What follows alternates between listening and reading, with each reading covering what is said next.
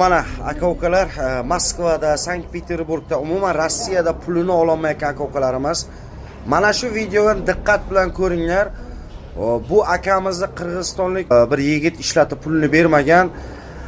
Bularda kattasi o'sha o'rislar bo'ladimi, Messilar, men uni qizig'i yo'q. Borib o'sha ishxonasini o'zidan oyliklarini kerak bo'lsa olib bertiryapmiz. Aka-ukalar, Navrozbekka rahmat. Moskvada nima gap YouTube kanaliga o'tib obuna bo'lib qo'yasizlar. Marhamat, videoni davomini ko'ringlar.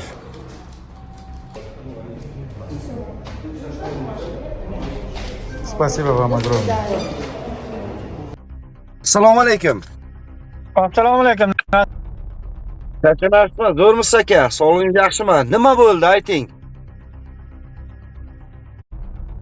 Dirdan.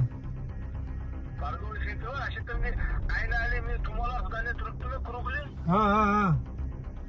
Ashimga boring, birinchi 6-etaj 602-xonading. 6-etaj 602-xonagami? Ha. Xo'p. Nima dedi? 602-xonaga kiring deyapti. 6-etaj. Hozir boramiz. Haromxo'r posredniklar, ro'za Ramazon oyida xatyabi aldamanglar. Mana shu gaplarni aytishga majbur qilmanglar. Mana shu videoni sizlarga kimdir tashlab berayotgan bo'lsa, sizlar to'g'riliklaringda bizda polniy ma'lumot bor. Qashqadaryodan bir akamiz bugun bizga muramiz. Moskvada nima gap?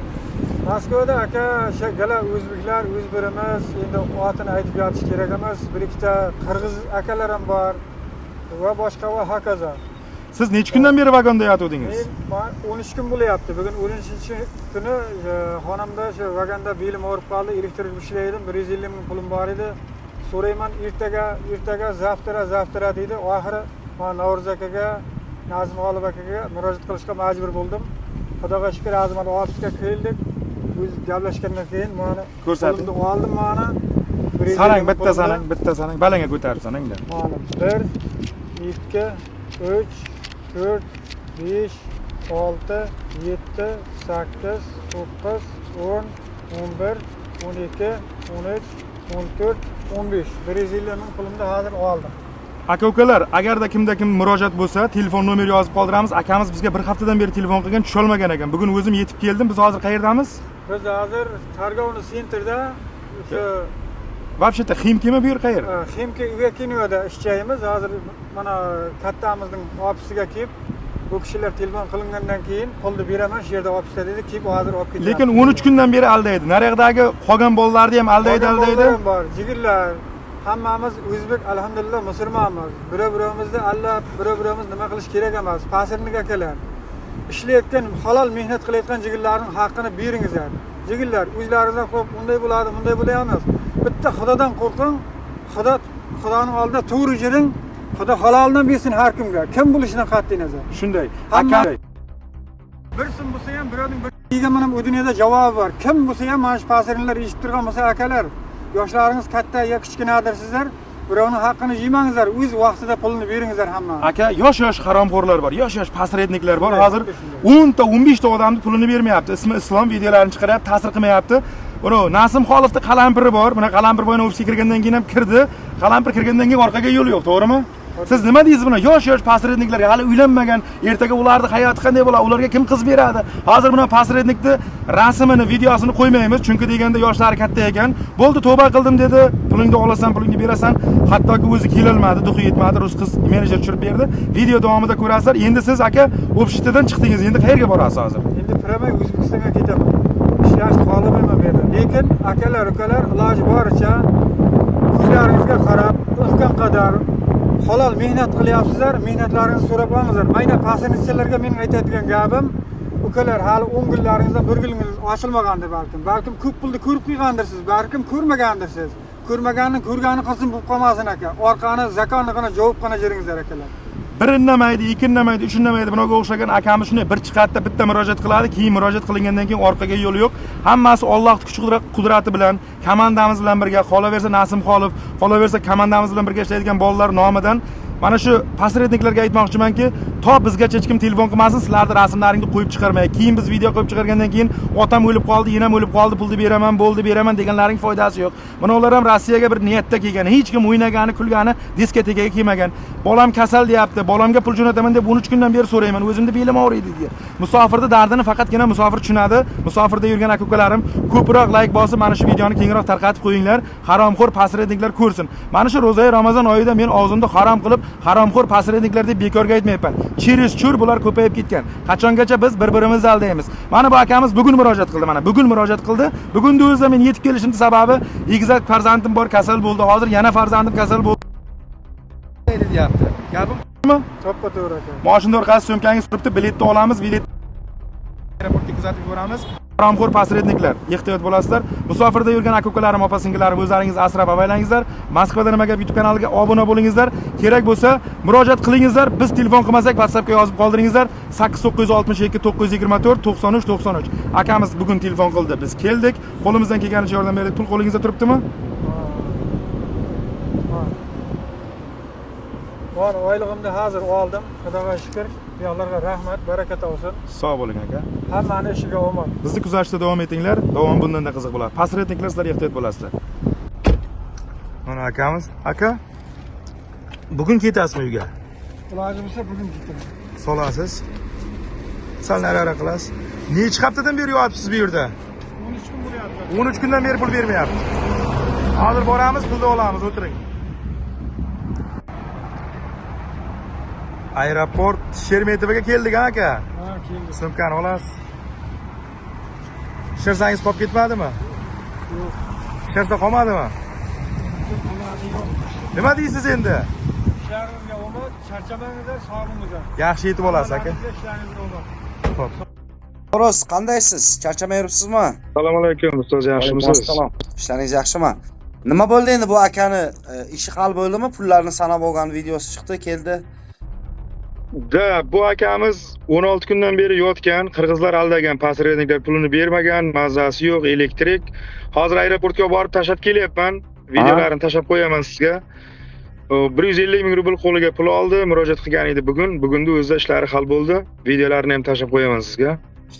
Endi hozirda mana shunday aka-ukalarimiz ko'pchiligi o'sha sizni meni qidirib yuribdi.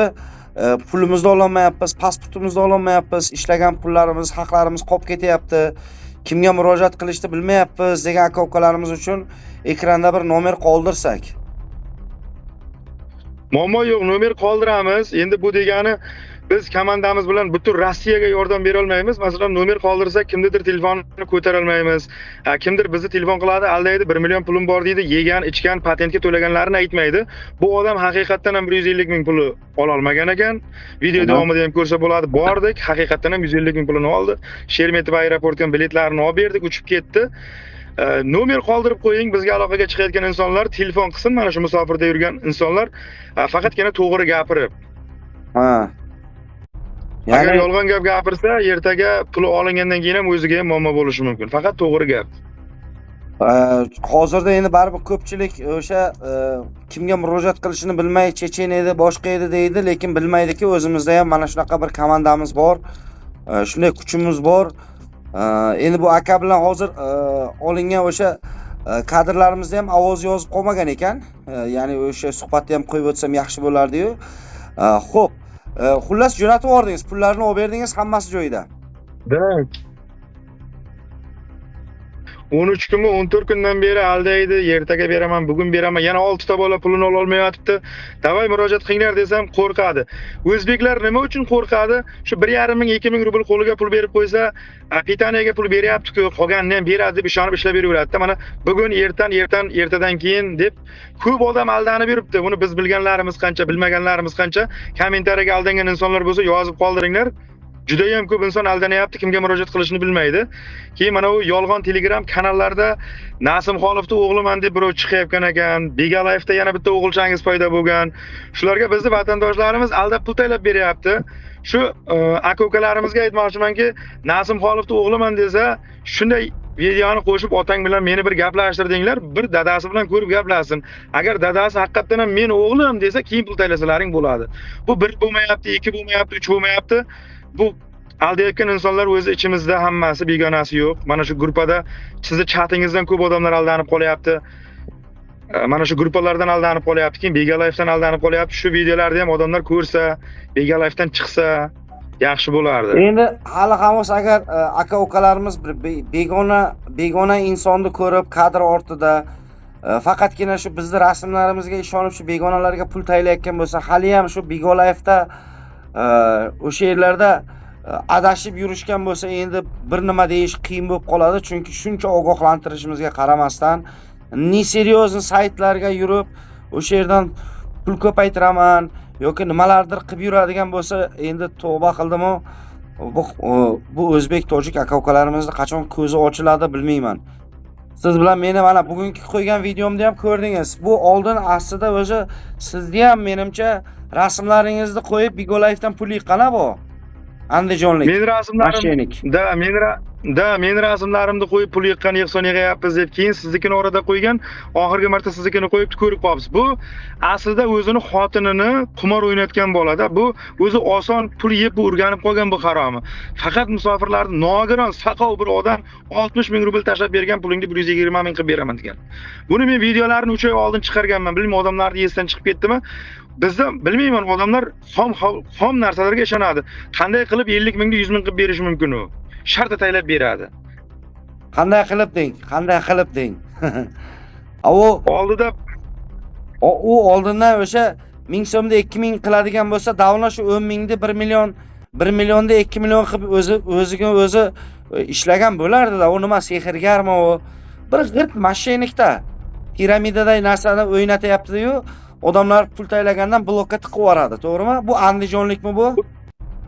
Bu da andijonlik o'zini Qirg'izistondanman deydi. Buni juda ham ko'p odamlar Moskvada izlab yuribdi. Buni gapini poyiz torta olmaydi. Bu ishni bu pashti 3 yil 4 yildan beri qiladi. Buni islom desa o'zi hamma begalarga kiradiganlar taniydi. Biz bularni videosini 3 oylar oldin chiqardik. Juda ko'plarni ushlaganmiz, qo'lga tushirganmiz, video qilganmiz. Odamlar ko'rdi, million odam ko'rdi, lekin baribir ham yangi kelgan akalarimiz soddada tezroq boy bo'lib ketaman deb xom xayollar bilan aldanib qolyapti. Nima deysiz endi? Demak, u itni bolasi o'zini xotinini qumorga qo'yib yutqizib yuborgan, ha? Qumor o'ynatgan, karta o'ynatgan o'zini xotini Soliha ismi, karta o'ynatgan. Juda ham ko'p ayollar yutqizgan. Xullas kalom istoriya ko'p. Buni shu tarqatish kerak videosini, hamma ko'rsin. Da do'stlar, mana ekranda ham rasmni qo'yib qo'yamiz. Mana shu buni ismi, asl ismi Islommi shunda? Asl ismi Islom, Andijondan, ha. U endi mana shu Islom deb ism qo'ygan, bu otasini ham padariga ming la'nat bo'lsin. Unaqa otalarda betarbiya insonlarni, mana bunaqa siylikdan sachragan insonlarga bunday islomni nomini qo'yib, islomni ismini qo'yib, bu itni qarang qiladigan ishini qanday qilib odamlarni bunchalik ko'zbo'yamachilik qilib aldayapti. Ertadan kechgacha hozir bugungi efirimni ko'rgandirsiz, a? Siraz tanidingizmi? Ko'rdim, siraz tanib sizga aloqaga chiqdimki, buni davno chiqarish kerak edi. Prosta juda ham ko'p. Ishoning kuniga 100 tadan ko'p odam aldanadi. Endi 10 mingdan hisoblang, 50 mingdan ko'paytiring qancha odam aldanyapti. Lekin baribir ham ular bilmayman duo qilib olganmi, baribir ham yana aldanaveradi. Hozir qilmanglar deyapmiz, biz ular reklama qilyapmiz. Ertaga kirib Bega Life'dan tovib islom deb kirib yana pul taylaydi. Menda bo'lgan shunday holat. Aytdim, ko'rdingiz, eshitdingiz desam, ha deydi.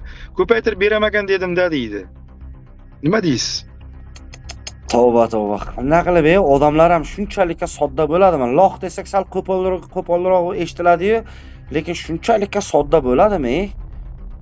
Ya hozir shunday telefonim o'chib qolsin, bironta obunachiga telefon qilib 100 so'm taylay desam, menga taylamaydi.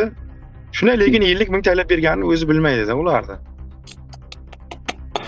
Endi aka ukalarimiz kurashamiz.